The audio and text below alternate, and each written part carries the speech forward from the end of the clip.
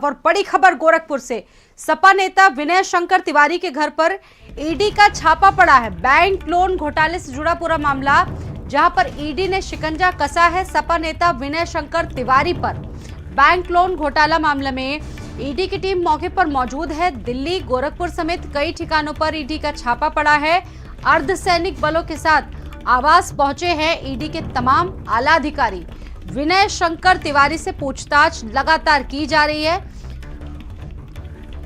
तिवारी हाथे में ईडी की आधा दर्जन से ज्यादा गाड़ियां मौजूद हैं। भीष्म शंकर तिवारी से भी ईडी के अफसर पूछताछ कर रहे हैं। गंगोत्री इंटरप्राइजेस के नाम से करोड़ों के लोन भी डिफॉल्ट हैं इनके नाम पर। और गोरखनाथ के धर्मशाला स्थित तिवारी हाथे में भी छापेमारी, तो यानी कि हड़कंप की स्थिति। और तमाम टीमें इस वक्त पहुंची ईडी की कई ठिकानों पर। सपा के नेता हैं विनय शंकर तिवारी, जिनके घर पर ईडी ने छापा डाला है। कई आला अधिकारी मौजूद हैं मौके पर। दरअसल ये पूरा मामला बैंक लोन घोटाले से जुड़ा हुआ है, जिसमें शिकंजा कसता दिख रहा है। सपा नेता पर दिल्ली, गोरखपुर समेत कई ठिकानों पर ईडी की टीम पहुंची है।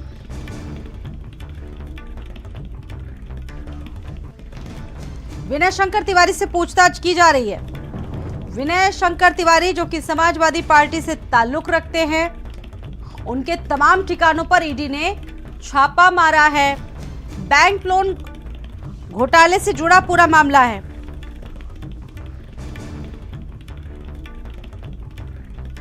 और मेरे साथ इस खबर पर मेरे दो सहयोगी जुड़ चुके हैं। मेरे साथ विकास शाही जुड़ चुके हैं गोरखपुर से, जहां पर यह छापा चल रहा है, और मेरे साथ संजय भी जुड़ चुके हैं लखनऊ से। पहले मैं रुक करूंगी विकास आपका। विकास, क्या वहां से जानकारी सामने आ रही है? क्या डिटेल्स अभी तक सामने आ रही है? कहां पर पहुंची ईडी की टीम? हाँ जी, आपको बता दें, सुबह से ही सपा नेता विनय शंकर तिवारी के आवास पर, यानी कि जो धर्मशाला क्षेत्र में जो हाता है तिवारी जी का निवास है, वहां पे ईडी की कार्रवाई जारी है। लगभग आधा दर्जन की गाड़ियों से आईडी के अधिकारी अर्धसैनिक बलों की मौजूदगी में लगातार छापेमारी कर रहे हैं। आवास पर विनय शंकर तिवारी तो नहीं मौजूद है, लेकिन उनके बड़े भाई पूर्व सांसद भीष्म शंकर तिवारी मौजूद है। ईडी की टीम उनसे पूछताछ कर रही है। जो गंगोत्री इंटरप्राइजेस है, जो बैंक घोटाला डिफॉल्टर वाला मामला था, उसको लेकर ईडी की बड़ी कार्रवाई जारी है। लगातार जो ईडी के अधिकारी घंटों से हाथे के अंदर मौजूद हैं। विनय शंकर तिवारी पूर्व में विधायक भी रह चुके हैं और वर्तमान में सपा के एक वरिष्ठ नेता हैं। उनके कई ठिकानों पर, मतलब गोरखपुर के साथ प्रदेश के और देश के कई हिस्सों में लगातार छापे जारी है। ईडी की टीम अभी भी जो लगातार अंदर तस्वीरों में दिख रहा है विकास, जो पूरा हाथा है वो छावनी में तब्दील कर दिया गया है, यानी कि सघन पूछताछ चल रही है वहां पर। समाजवादी पार्टी के कद्दावर नेता माने जाते हैं। बिल्कुल सही आपने कहा कि जो हाथा है बिल्कुल छावनी में तब्दील है। अर्धसैनिक के जवान जो हैं वो बिल्कुल मुस्तैद हैं और पूरी तरह छावनी में तब्दील है जो हाथा है।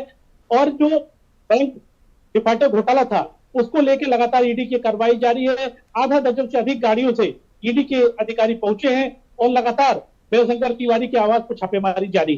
जी बिल्कुल। और संजय भी मेरे साथ इस खबर पर लखनऊ से जुड़े हुए हैं, वो और ज्यादा जानकारी देंगे। संजय, जो जानकारी आ रही वो अपने आप में बड़ी और महत्वपूर्ण है। राज्य के कई जिलों में इस वक्त ईडी की टीम में पहुंची है, ये सर्च ऑपरेशन चल रहा है। सबसे बड़ी वजह इसकी क्या बताई जा रही है?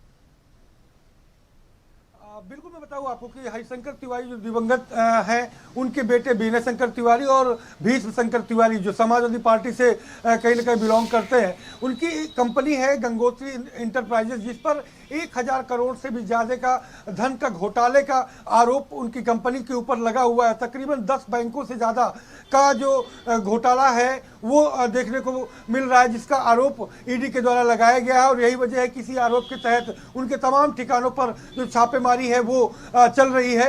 हालांकि समाजवादी पार्टी से चुनाव लड़े थे पिछला विधानसभा विनय शंकर तिवारी पूर्व विधायक भी रहे हैं और चुनाव हार गए, लेकिन ऐसे में विपक्ष के नेताओं के ऊपर ईडी का छापा, तो कहीं ना कहीं राजनीतिक गलियारों में भी इस छापे की जो चर्चाएं हैं वो तेज हो गई हैं कि विपक्ष को ईडी के जरिए दबाने का प्रयास किया जा रहा है। हालांकि जो आरोप है वो 1000 करोड़ से भी ज्यादा के बैंक के घोटाले का आरोप है, और जिसकी वजह से गोरखपुर में जो तिवारी हाथा है वहां पर अर्धसैनिक बलों के घेरे पर, सुरक्षा के घेरे पर आधा दर्जन से ज्यादा ईडी के अधिकारी गाड़ियों से पहुंचे हुए हैं और वहां पर छापेमारी तेजी से चल रही है। अन्य जगहों पर भी खंगालियां जो है वो की जाएंगी। माना जा रहा है कि लखनऊ स्थित 2 ऑफिस है, चाहे महानगर की बात कर लें या फिर जेल रोड की बात कर लें, वहां पर भी कागजात खंगाले जा सकते हैं।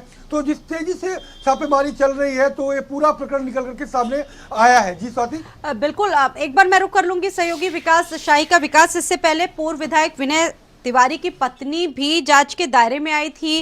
अगर बात की जाए कुछ दिनों पहले नवंबर में वहां पर भी पूछताछ हुई थी, पूछताछ का दायरा बढ़ा, तो और एक बार फिर से मुश्किलें बढ़ती दिख रही हैं। जी आपको बताइए, विनय शंकर तिवारी की मुश्किलें लगातार बढ़ रही है। पूर्व में उनसे पत्नी से भी जो है पूछताछ हो चुकी है। बैंक घोटाले के 1000 करोड़ से अधिक के जो घोटाले का मामला है उसको लेकर लगातार पूछताछ जारी है। और आज सुबह से जब से ईडी की छापेमारी चल रही है तब से माहौल गर्म है, की बातें हो रही हैं। विनय शंकर तिवारी एक बड़े नाम पूर्व मंत्री, जिनके जो हर सरकार में मंत्री रहते हैं, शंकर तिवारी के छोटे बेटे हैं, इनके बड़े भाई भीष्म शंकर तिवारी जो कि संत कबीर नगर से सांसद भी रहे हैं, इस वक्त खाते में मौजूद है। ईडी की टीम उनसे भी पूछताछ कर रही है। लगातार ईडी के जो अधिकारी हैं वो घर के अंदर बाहर हर व्यक्ति को जो मौजूद है बारीकी से पूछताछ कर रहे हैं। अंदर सर्च ऑपरेशन करके उन कागजों की तलाश कर रहे हैं जिनके सहारे वो पता लगा सके कि घोटाला क्या था। लेकिन इस तरह से यहाँ सुरक्षा एजेंसियां मौजूद हैं, उस तरह से लगातार छापेमारी हो रही है और लगातार ये दावा किया जा रहा है कि कोई बड़ा मामला या बड़ी चीजें भी सामने आ सकती है। बिल्कुल, ईडी की रडार पर पूरा परिवार है। संजय भी जानकारियां दे रहे हैं। संजय, जाहिर सी बात है, देखिए लोकसभा चुनाव होने और ऐसे में जो विपक्षी पार्टियां सरकार पर गंभीर आरोप लगाती है कि ये जो संस्थाएं हैं इनका दुरुपयोग किया जा रहा है, और देखिए चुनाव से पहले जिस तरीके से ये चीजें चल रही हैं, सपा से उनका ताल्लुक है, कितना फर्क पड़ेगा समाजवादी पार्टी को, और राजनीति भी इस पर बखूबी होगी आगे चलकर।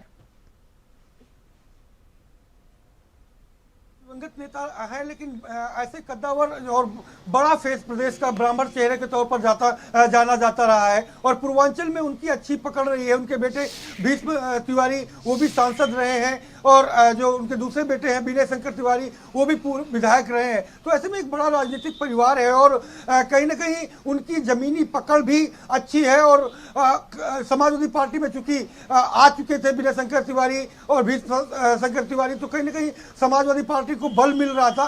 पर इंडिया गठबंधन को कंप्लीट यूपी में जो कंप्लीट होने के बाद ये पहली कार्रवाई है ईडी की जो हरिशंकर तिवारी के हाथे पर चल रही है। तकरीबन 3 घंटे से लगातार पूछताछ चल रही है, छापेमारी चल रही है, कागजात खंगाले जा रहे हैं, आरोप भी संगीन इस परिवार पर लगे हैं और पूरे परिवार जो पूरा परिवार है, चाहे महिलाएं हो या फिर वहां के पुरुष, वो राडार पर है चूंकि ये कंपनियों में इन लोगों ठीक है। संजय आपका मैं दोबारा रुक करूंगी। वहां से कुछ तस्वीरें विकास वहां से भेज रहे हैं, तमाम लोगों से उन्होंने बातचीत की, बता रहे हैं कि किस तरह का माहौल है वहां पर।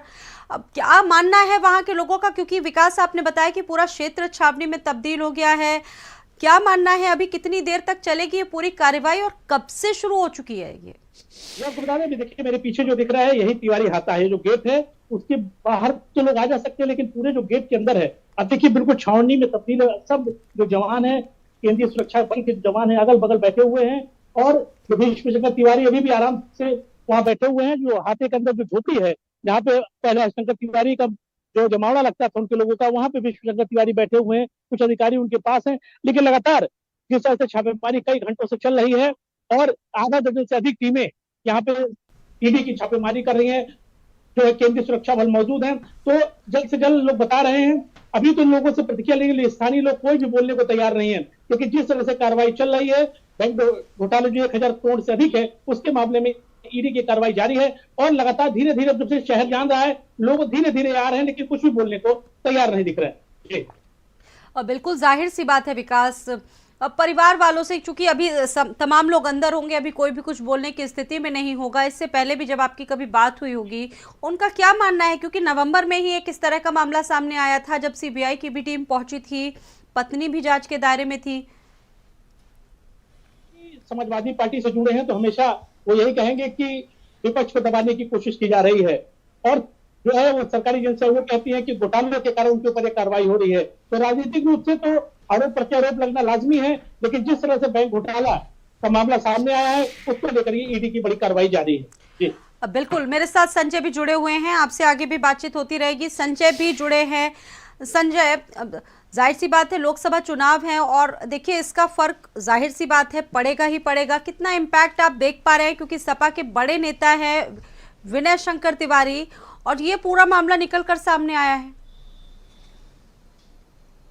बिल्कुल, जिस तरीके से ये ईडी की कार्रवाई चल रही है, तिवारी हाथा में पहली बार ऐसा हुआ होगा कि जब इतनी बड़ी संख्या में अर्धसैनिक बल वहां पर पहुंचा हो। चूंकि कद्दावर परिवार रहा है, राजनीतिक रूप से मजबूत परिवार है और पूर्वांचल में समाजवादी पार्टी को कहीं ना कहीं मजबूती प्रदान करता है और यही वजह है कि विधानसभा के चुनाव में पूर्वांचल में समाजवादी पार्टी सबसे मजबूत और बड़ी पार्टी बनके उभरी थी। तो लाजमी है कि फर्क पड़ेगा, लेकिन राजनीतिक गलियारों में राजनीति भी तेज होती हुई दिख रही है, क्योंकि जिस तरीके से हरिशंकर तिवारी के दोनों बेटे और उनके हाथे पर छापेमारी चल रही है, बाकी अन्य जनपदों में जहां संस्थाओं का ऑफिस है वहां पर छापेमारी की उम्मीदें जताई जा रही है कि वहां पर भी जो कागजात है ईडी सीबीआई खंगालेगी, क्योंकि 1000 करोड़ से भी ज्यादा का घोटाले का आरोप है, 10 बैंकों से जो है फरेब करने का आरोप है। संजय और विकास, आप दोनों का ही बहुत धन्यवाद। आगे भी